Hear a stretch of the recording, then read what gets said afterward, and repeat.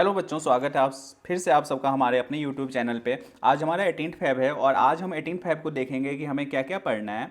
तो आज के स्टडी प्लान में देखते हैं 18 फेब को। तो 18 फेब को आज हमें केमिस्ट्री का 2 चैप्टर करना है, chemical reactions and equations, and second one is acid base and salt. ये 2 चैप्टर हमें अच्छे से आज करनी है। इसके अलावा बायो के लाइफ प्रोसेस ये हमें कंप्लीट कर लेनी है। तो यदि आज हम देखें तो हमारे केमिस्ट्री पूरे कंप्लीट होने लगे हैं। बायो के 3 चैप्टर हो चुके हैं, एक हमने कल करनी है। उसी तरह से फिजिक्स के भी सारे हो चुके हैं, एक लाइट रह गया, वो हमने कल करना है, क्योंकि ये सारे दोनों चैप्टर अच्छे वेटेज वाले हैं। इसीलिए हमने इसको लास्ट के दिनों में रखा हुआ है ताकि हमारे दिमाग में रहे। अब हमें एनसीईआरटी में देखते हैं इन चैप्टरों में हमें क्या क्या पढ़ना है। तो आपको एनसीईआरटी का हर चीज़ का निचोड़ पता होना चाहिए। तो अब जब एनसीईआरटी का बुक खोलते हैं और सबसे पहला चैप्टर पे आते हैं, केमिकल रिएक्शन एंड इक्वेशन। तो इसमें सबसे पहले आपको एक्टिविटी वाले क्वेश्चंस, केमिस्ट्री से काफ़ी एक्टिविटी वाले क्वेश्चंस पूछते हैं, तो ये एक्टिविटी आपको जरूर पढ़ के जानी है। इसके अंदर मैग्नीशियम ऑक्साइड रखा हुआ है, वाच ग्लास है, ये कई बार लेबलिंग में भी पूछ लेता है, तो ये एक्टिविटी आपको करके जानी है। Chemical equation, balance chemical equation की डिफिनीशंस ये अच्छे से करके जाना कि number of reactant, number of atom जितने भी रिएक्टेंट में होते हैं उतने ही नंबर ऑफ एटम प्रोडक्ट में भी होने चाहिए, उसको हम बैलेंस केमिकल इक्वेशंस बोलते हैं। बैलेंसिंग का टेबल आपको पता होना चाहिए। बैलेंसिंग में फॉर्मूला बेस्ड क्वेश्चंस आते हैं कि आपको नेम दिया होगा जस्ट इस तरह कि right the balance chemical equation, hydrogen plus chlorine hydrogen chloride. तो आपको इसका फॉर्मूला पता होना चाहिए कि हाइड्रोजन क्वेश्चन कैसे हम लिखते हैं, क्लोरीन को कैसे लिखते हैं और हाइड्रोजन क्लोराइड को हम कैसे लिखेंगे, तो इसका फॉर्मेशंस बनेगा। अब टाइप्स ऑफ केमिकल रिएक्शन में कम्बिनेशन रिएक्शन के अंदर हम ये देखेंगे, इसमें कम्बिनेशन रिएक्शन के टाइप्स जिसमें 2 रिएक्टेंट होते हैं और वो रिएक्ट करके एक प्रोडक्ट बनाता है, उसी को हम कम्बिनेशन रिएक्शन बोलते हैं। ये सब आपको पता होना चाहिए। ये भी फॉर्मूला फॉर्मेशंस देख लेना, क्योंकि यहाँ से भी पूछता है। अब इसी में ये वाली टॉपिक काफ़ी इंपॉर्टेंट है, यहाँ से शॉर्ट क्वेश्चंस बनते हैं कि एक्सोथर्मिक रिएक्शंस क्या होता है, रेस्पिरेशन को हम क्यों एक्सोथर्मिक रिएक्शन बोलते हैं, तो दोनों का आंसर यहीं पे है। फिर डीकम्पोजिशन रिएक्शन की एक्टिविटी वाले सारी क्वेश्चंस आपको अच्छे से करके जानी है, ये भी एक्टिविटी वाले क्वेश्चंस आएंगे। फिर ये वाले काफ़ी इंपॉर्टेंट है, इलेक्ट्रोलाइसिस ऑफ वाटर, तो इसको आपको अच्छे से करके जाना है। इसी में ये एक्टिविटी, इसमें से पूछ लेते हैं कई बार इस जिसके अंदर क्या रखा होता है, तो सिल्वर क्लोराइड रखा होता है। सिल्वर क्लोराइड आपको कई बार पूछा हुआ है कि कहाँ पे हम यूज करते हैं सिल्वर क्लोराइड सिल्वर ब्रोमाइड को, तो इसको हम ब्लैक एंड व्हाइट फोटोग्राफी में यूज करते हैं। यहाँ पे सिंपल में दिया हुआ है ब्लैक एंड व्हाइट फोटोग्राफी। तो ये रिएक्शंस आपको पता होना चाहिए। फिर हमें ये भी इसमें याद रखनी है कि डिकम्पोजिशन रिएक्शन ही एंडोथर्मिक रिएक्शन होता है, क्योंकि इसमें हीट जो है वो रिलीज होती है, जिसमें हीट एब्जॉर्ब होता है उसको हम एंडोथर्मिक रिएक्शन बोलते हैं। तो ये सारी चीज़ें थी। डिस्प्लेसमेंट रिएक्शंस के भी एक्टिविटी ये आपको अच्छे से याद कर लेनी है। फिर यहाँ पे ये वाली एक्टिविटी भी, ये सारी चीज़ें हैं जो आपको करके ही जाना है एग्जाम के अंदर। ये वाली एक्टिविटी, डबल डिस्प्लेसमेंट रिएक्शन आ जाना, इसकी भी एक्टिविटी, इसके डिफिनीशंस। फिर ऑक्सीडेशन एंड रिडक्शन, इसके भी एक्टिविटी, और इसमें रिडक्शंस रिएक्शन और ऑक्सीडेशन दोनों होता है, तो इसलिए हम इसको रेडॉक्स रिएक्शन बोलते हैं। कोरोजन हमने मेटल नॉन मेटल में भी देखा था और यहाँ पे भी हम देखेंगे। तो कोरोजन और डेंसिटी क्या होती है, उससे रिलेटेड क्वेश्चंस आपको आएंगे। और सेकेंड चैप्टर में सबसे पहले आपको कुछ पढ़ना है, तो वो आपको पढ़ना है एसिड बेस एंड सॉल्ट के अंदर, तो टाइप्स ऑफ सॉल्ट। सबसे पहले आपको इसमें बाकी चीज़ों पढ़ने से पहले आपको चले जाना है टाइप्स ऑफ सॉल्ट पे।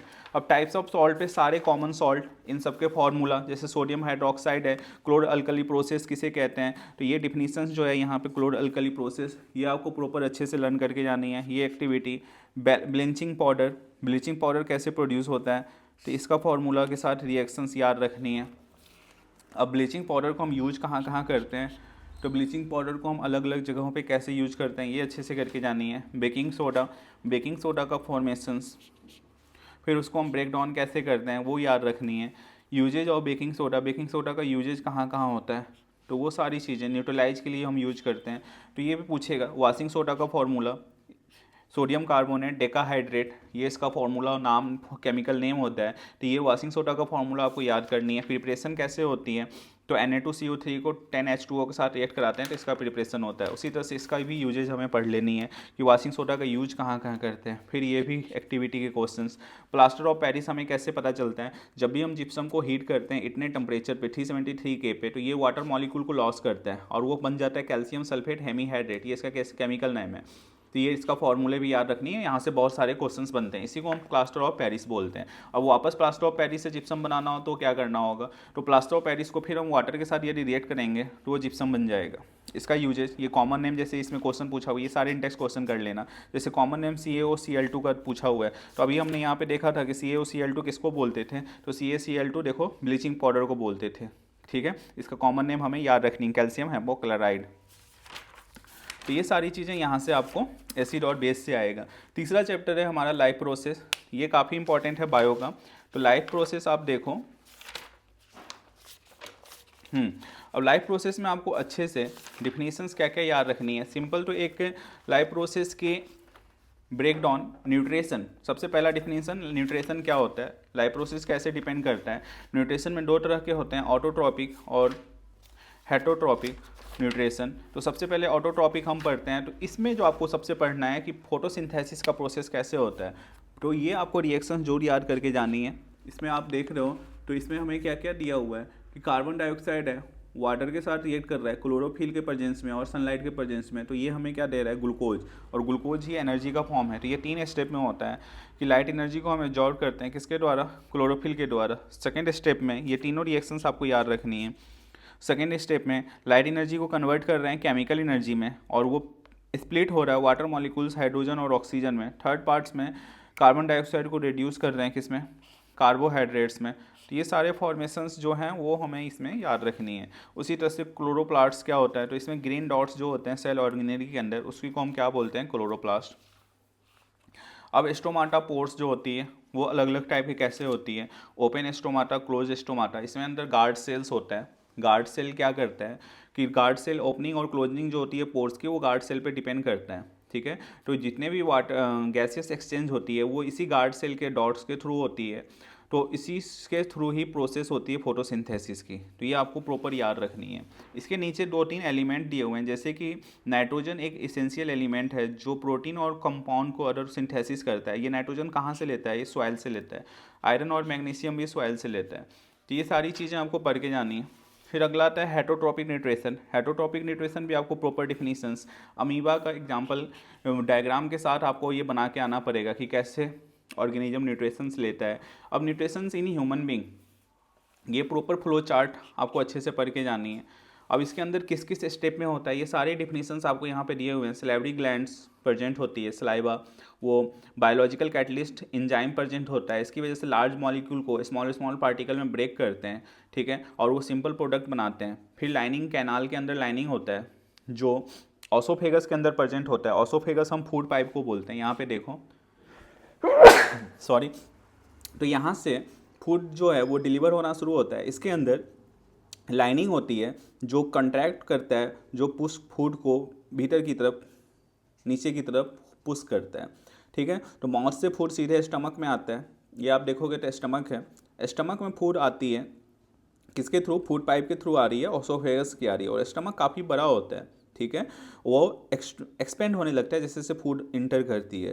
तो मस्कुलर वाल जो होती है स्टमक की, वो हेल्प करता है फूड को मिक्स करने में डाइजेस्टिव जूसेस के साथ। अब डाइजेशन कैसे स्टार्ट होता है, गैस्ट्रिक ग्लैंड प्रेजेंट होती है। तो यहाँ पे देखो डाइजेशन इन स्टमक की taken care by gastric gland, ये स्टमक के वाल पे प्रेजेंट होता है। अब वो क्या रिलीज करेगी, तो ये नाम सब याद रखनी है। Hydrochloric acid, protein digestive enzyme जिसे हम पेप्सिन बोलते हैं, और mucus. Hydrochloric acid acidic medium produce करता है। फिर दूसरा फंक्शन म्यूकस जो है वो इनर लाइनिंग स्टमक के अंदर, वो एसिड के अंदर नॉर्मल कंडीशंस में रिएक्ट करती है।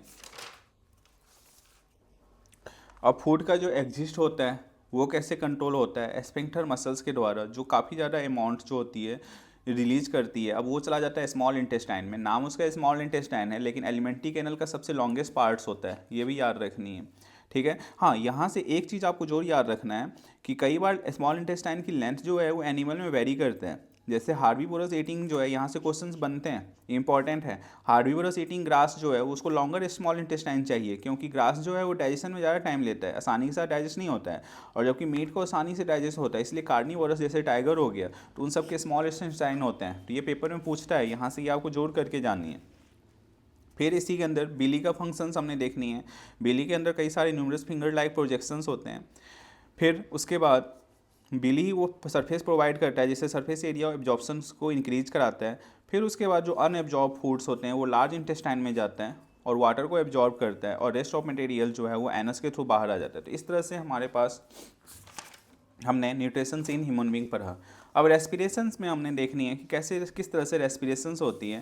तो रेस्पिरेशंस की प्रोसेस में आपको सबसे पहले ये डायग्राम जरूर अच्छे से करके जानी है। कैसे ग्लूकोज की 6 कार्बन मॉलिक्यूल्स हैं, साइटोप्लाज्म के प्रेजेंस में 3 कार्बन मॉलिक्यूल में कन्वर्ट होता है, ऑक्सीजन के एब्सेंस में 3 बाई प्रोडक्ट देता है, ये याद रखने नहीं है, ऑक्सीजन के लैक में 2 देता है, और प्रेजेंस ऑफ ऑक्सीजन में ये 3 देते हैं। एनर्जी जो रिलीज करता है वो एटीपी के फॉर्म में, एडिनोसाइन फॉस्फेट।